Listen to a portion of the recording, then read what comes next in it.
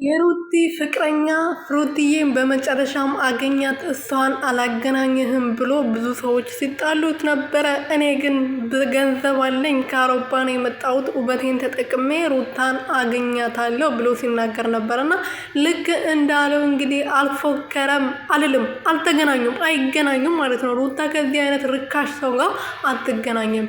በገንዘቡ የሚመካ በገንዘቡ ራስውን ለመግዛት የሚሞክር ወንድ ሩታ አትፈልግም። ገባችሁ ወይ? አንተ ማትረባ ድንጋይ ራስ።